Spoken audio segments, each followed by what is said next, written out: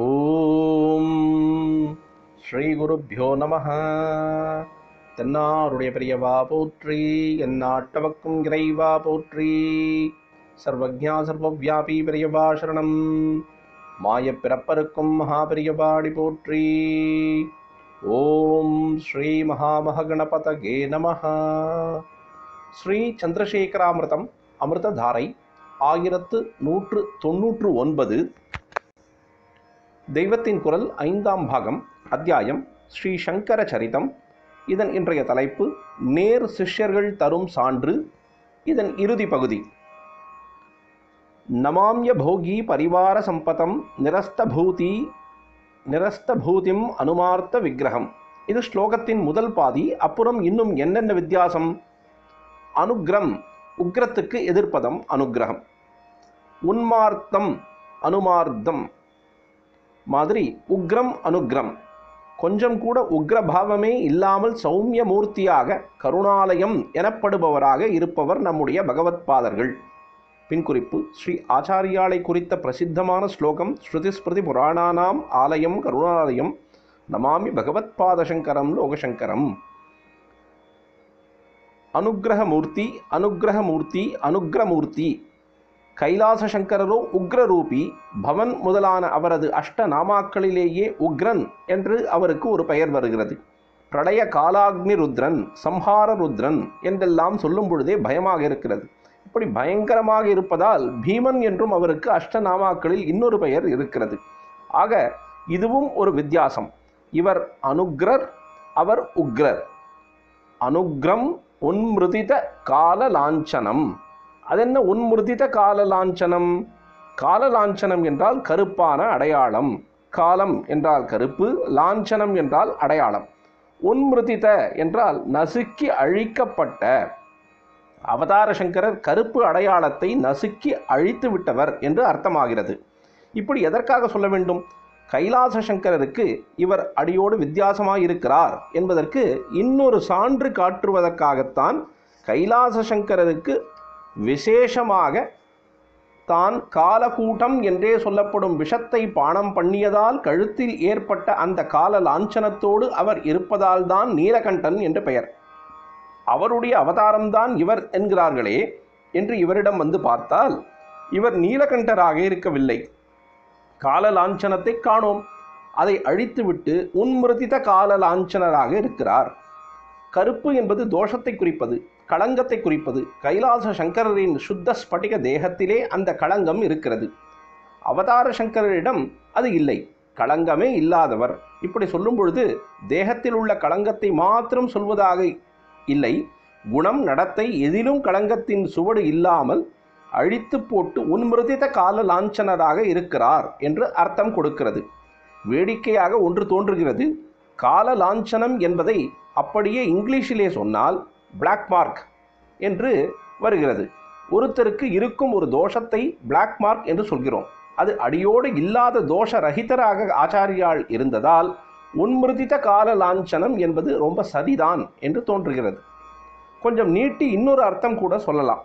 காலனை உதைத்த பொழுது காலில் ஏற்பட்ட தழும்பு என்ற அடையாளத்தினால் கைலாச சங்கரர் கால லாஞ்சனர் ஆனார் என்றும், நம்முடைய ஆச்சாரிய சங்கரர் அதை உன்மர்தனம் பண்ணிவிட்டவர், அதாவது அடியோடு அழித்து விட்டவர் என்றும் வைத்துக் கொள்ளலாம்.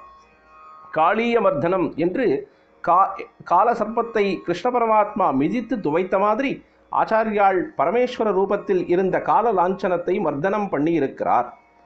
கடைசி வித்தியாசம் வினா விநாயகம். அப்படி என்றால் விநாயகரோடு இல்லாதவர், விநாயகரை தன்னிடம் சேர்த்து கொள்ளாதவர் என்று அர்த்தம். எதற்காக ஆச்சாரியாலை இப்படி சொல்லணும் என்று புரியாமல் இருக்கலாம். கைலாச சங்கரருக்கு வித்தியாசமாகவே இவரை காட்ட வேண்டும் என்பதற்காகவே வேறு என்னென்னவோ சொல்லி கொண்டு போனதெல்லாம் சரிதான். அவர் போகி பரிவாரர், இவர் அபோகி பரிவாரர். அவர் உன்மார்த்த விக்கிரகர், இவர் அனுமார்த்த விக்கிரகர். இப்படியெல்லாம் சொன்னது சரிதான். அவர் ஜேஷ்டபுத்திரரான விநாயகரோடையே சதா காலமும் இருந்து இருப்பவர். விநாயகமூர்த்தி தகப்பனாரிடம் குறும்புகள் பண்ணி கொண்டிருப்பார் என்று கவிகள் சொல்லி கேட்கிறோம். சக்தி பஞ்சாட்சரி தியானத்திலேயே ஈஸ்வரனை அம்பாளோடு மாத்திரம் இல்லாமல் சோமாஸ்கந்த ரூபத்தில் அவர் அம்பாள், ஸ்கந்தன் ஆகிய இருவரோடு சேர்ந்து இருப்பது போல மாத்திரமும் இல்லாமல் அந்த 2 பேரோடு பிள்ளையாரையும் சேர்த்து முழு குடும்பமாக ஸ்மரிக்கும்படிதான் இருக்கிறது. பின்குறிப்பு: கஜவதன குஹாஸ்லிஷ்ட பார்ஸ்வம் மகேஷம், ஆனைமுகன் குஹன் ஆகியவரால் இருமருங்கும் தழுவப்பட்ட மகேஸ்வரனை வணங்குகிறேன். இவர் அவதார சங்கரர், விநாயகரை விட்டுவிட்டவர், அதாவது ஒதுக்கிவிட்டவர் என்று எதற்காக சொல்ல வேண்டும்? ஷண்மதங்களில் ஒன்றாக பிள்ளையார் மதத்தையும் அவர் ஸ்தாபித்துத்தானே இருக்கிறார். அவர் பண்ணியிருக்கும் கணேச பஞ்சரத்னத்தை சொன்னாலே பிள்ளையார் நர்த்தன கணபதியாக நாட்டியமாடிக்கொண்டு வருகிற மாதிரி தானே இருக்கிறது. அப்படி இருக்க விநாயகம் என்று ஏன் சொல்ல வேண்டும்? வித்தியாசம் காட்டிக்கொண்டே போகணும் என்பதற்காக எதையாவது சொல்லிவிடுவதா என்ன என்று தோன்றலாம். இங்கே விநாயக என்ற வார்த்தையை போடும் பொழுது பத்மபாதாச்சாரியால் ஒரு ஸ்லேடை பண்ணி இருக்கிறார். போகி பூதி என்ற வார்த்தைகளை போடும் பொழுது பரமசிவனை குறிக்கும் இடத்திலே ஒரு அர்த்தமும், ஆச்சாரியாலை குறிக்கும் இடத்தில் இன்னொரு அர்த்தமும் கொடுக்கும்படியாக போட்டிருந்ததை பார்த்தோம் அல்லவா? அப்படித்தான் இங்கேயும் விநாயக சப்தம் ஈஸ்வரனோடு சம்பந்தப்படும் பொழுது பிள்ளையார் என்று பொருள் கொடுக்கிறது. ஆச்சாரியாலோடு சம்பந்தப்படுத்தும் பொழுது விநாயகர் என்பதற்கு புத்தர் என்று அர்த்தம். ரொம்ப பேருக்கு தெரிந்திருக்காத விஷயம், புத்தருக்கும் விநாயகர் என்ற பெயர் உண்டு. விநாயகர் என்றால் விசேஷம் பொருந்திய நாயக்கர், அதாவது தலைவர். தமக்கு மேலே இன்னொரு தலைவர் இல்லாதவர் என்று 2 அர்த்தம். பூத கணாதிபதியாக இருக்கப்பட்ட பிள்ளையாரை நாம் அப்படி சொல்கிறோம். பௌத்தர்கள் தங்களுடைய மத தலைவரான புத்தருக்கு அதே பெயரை கொடுத்திருக்கிறார்கள். பின்குறிப்பு: ஆப்தேயின் சம்ஸ்கிருத ஆங்கில அகராதிப்படி விநாயகர் என்பது புத்தர் ஒருவரை மட்டுமின்றி பௌத்தர்கள் தெய்வமாக போற்றும் அவர்களது எல்லா குருமாருக்குமே பெயர் என்று தெரிகிறது. எ புத்திஸ்ட் டெஃபைட் டீச்சர். அமரகோஷ நிகண்டுவிலும் அதை எழுதிய ஜைனரான அமரசிம்மன் புத்தரின் பெயர்களையும் ஜினரின் பெயர்களையும் கலந்து சொல்லிக்கொண்டு போகும் பொழுது புத்தர், ததாகதர் முதலான பெயர்களிற்கு நடுவிலே விநாயக என்ற பெயரும் வருகிறது. ஷட்விக்ஞோ தசபலோ அத்யவாதி விநாயக. அப்புறம் அந்த அகராதியில் விக்னேஸ்வரின் பெயர்களை கொடுக்கும் பொழுதும் விநாயகோ விக்னராஜ துவைமாதுர கணாதிபாகா அப்யேகதந்த ஹேரம்ப லம்போதர கஜானனாகா என்று விநாயக நாமாவிலேயே ஆரம்பித்திருக்கிறது. கைலாச சங்கரர் பிள்ளையார் விநாயகரை கூடவே வைத்துக்கொண்டு சீராட்டுகிறவர். காலடி சங்கரரோ புத்த விநாயகரின் மதத்தை நிர்மூலமாக்கியவர். அதனால் இந்த விநாயகரோடு அவர் சேர்ந்து இருக்கவே மாட்டார். இதைத்தான் விநாயகம் என்று சொன்னது. இப்படி கைலாச சங்கரர் இருப்பதற்கு ஒரே மாறுதலாக இவர் அபூர்வ சங்கரராக இருக்கிறார். பாம்பு கூட்டங்களின் அலங்காரம் கிடையாது, விபூதி கிடையாது, அம்பாளுக்கு பாகம் கிடையாது, உக்ரபாவம் கிடையாது, நீலகண்டம் கிடையாது, பிள்ளையார் சங்கமும் கிடையாது என்றெல்லாம் அர்த்தம் கொடுக்கும்படியாக பதப்பிரயோகம் பண்ணி இப்படி அபூர்வ சங்கரராக ஆச்சாரியால் இருக்கிறார் என்று ஸ்லோகம் சொல்கிறது. இப்படி சொல்லும் பொழுதே இவர் சங்கரர் தான், அதாவது பரமசிவன் தான்.